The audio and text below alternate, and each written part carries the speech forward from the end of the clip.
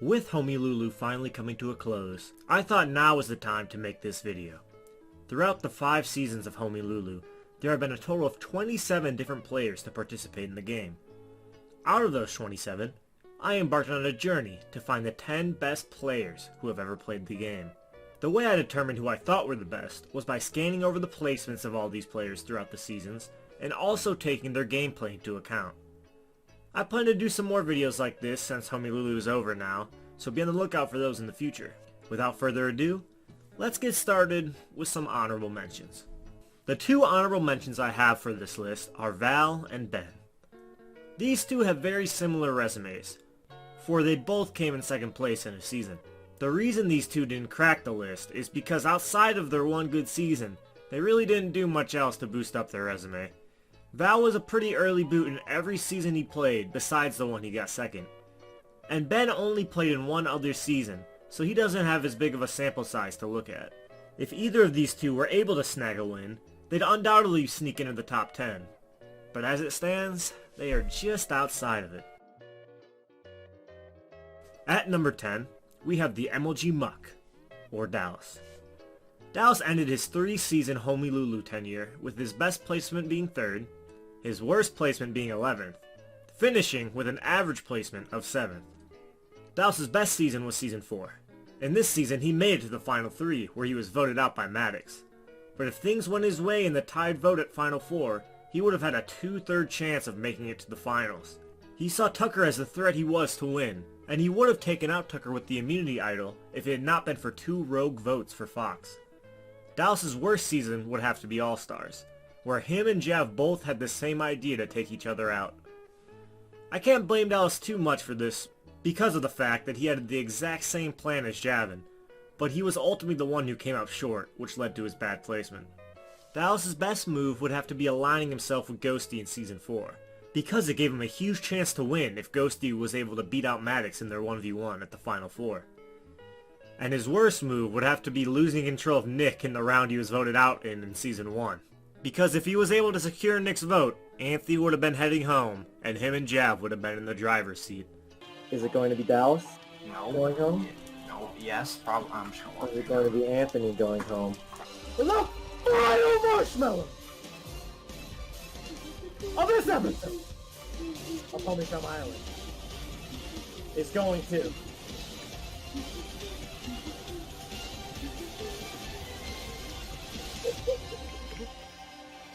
Anthony. I'm sorry, Dallas. You have been eliminated.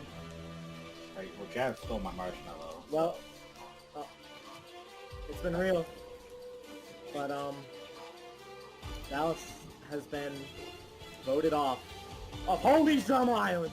Dallas's resume isn't the flashiest, but his good game in Season 4 and the control he displayed over his team in Season 1 with Javin, before its collapse, was enough to give him the spot. I peed. Oh fuck, he was pissing. I'm back. Yeah. Oh, wait a minute. Wait a minute. At number 9, we have another veteran from Season 1, Aiden. Aiden's best finish was 3rd place, his worst finish was 12th place, with an average finish of about 7. What puts Aiden above Dallas is the fact that he cracked the top 4 twice, once in Season 1 and another time in All-Stars. Aiden's average placement is a little misleading too because in Season 2, he was only voted out early because of the issues he had with his internet. Aiden's best season would have to be Season 1, and his worst season would have to be Season 3.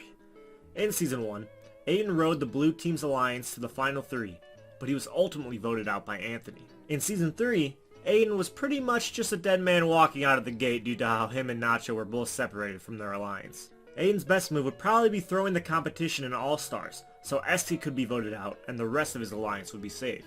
Okay, so what people don't know about the challenge, I am actually not ass. Well, I am, but not as ass. Connor snuck his little weaselly fingers in my DMs and said, let's throw this challenge so we can get these snakes off our team. Do it for the cause. I'm like, okay. And so I died like 5 times. Aiden's worst move is when he decided to try and vote out Eski over Dallas in the final 7 vote-off during Season 1. Not only did Dallas still go home, but this ended up being the reason Anthony used not to bring him to the end with him. And when I was making my decision, I had to evaluate everything. And, one person, just...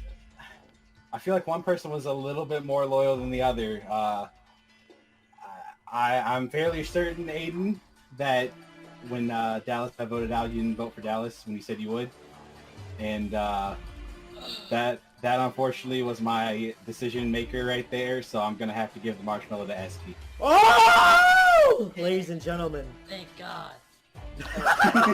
Aiden's game hasn't always been compiled of huge moves, but having 2 top 4 placements is enough to have him here. At number 8, we have the immunity beast, Fox. Fox's career is definitely one of the shorter ones on this list, with her best placement being 3rd, her worst placement being 7th, ending with an average of 5th place. Fox only played in 2 seasons, so by default her best season was All-Stars, and her worst season was Season 4.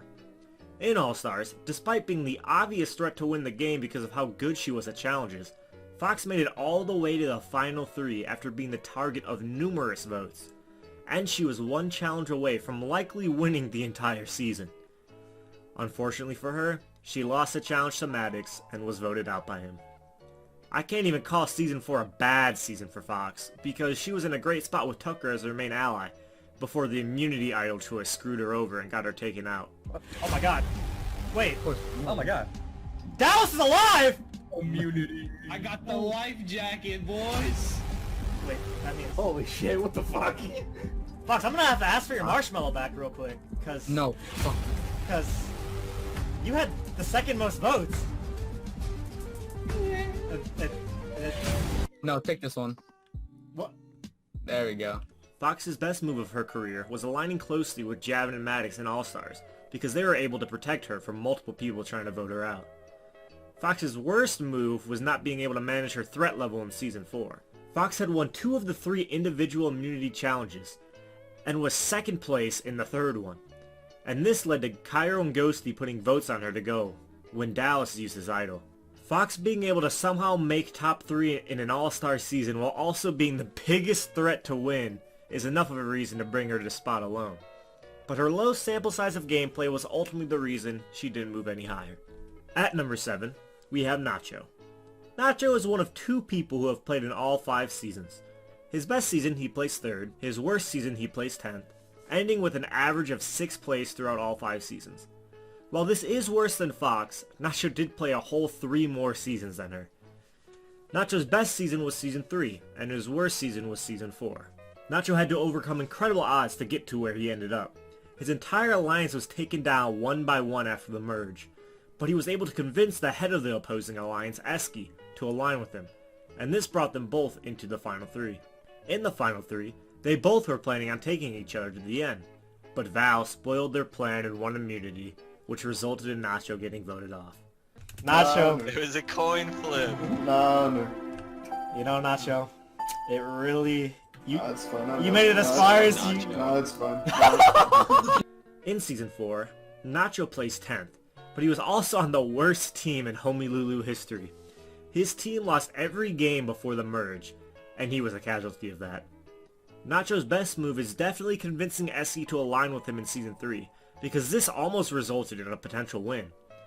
And his worst move is probably not taking credit for saving Anthony in Season 1, because he flipped on his alliance and gave Anthony's team the easy path to victory, but he was unable to reap the benefits because they didn't think it was him that saved them. Wait, can I shift the tide here? What if I just vote out Dallas? You, Esky, Anthony... Isn't that just 3? Well, you Esky, Anthony, and Aiden. You could shift that. You could shift the time. Yeah. The one of you or Anthony. I'm just gonna fuck him. Nacho holds the record for being in the single most episodes of the show, at 37, and he only placed below 6th place once. He definitely goes down as the most consistent player in Homielulu history, and that title grants him the number 7 spot. At number 6, we have the first winner on this list, Connor.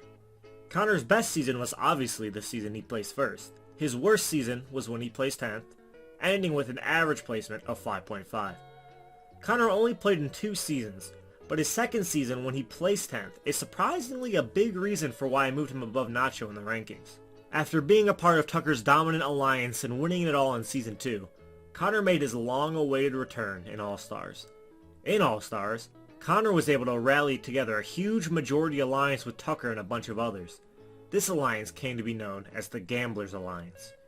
While rewatching the season, I was surprised by how involved Connor was with the creation of the alliance, and he was one of the main people messaging people to join it. By the time episode 2 came around, Connor's alliance had already amassed to 6 people, which is a whopping half of the remaining players in the game. He was ultimately screwed over because of a team swap that happened in episode 3, and this led to his early exit. If not for the team swap, Connor would have undoubtedly been safe and lived much longer in the season. Connor's best move was when he told Aiden to throw the competition in order to keep their alliance together. And his worst move is leaving the final 3 vote in season 2 up to chance by making Tucker and Ben pick a number instead of simply just taking Ben to the end. Because if Tucker had chosen the closest number, Connor would have probably lost the game. Just like the Homies UHC ranking video, I'm going to be splitting this one into 2 parts. So if you're interested in who's going to be in the top 5, make sure to be on the lookout. Thank you all for watching, and I'll see you later.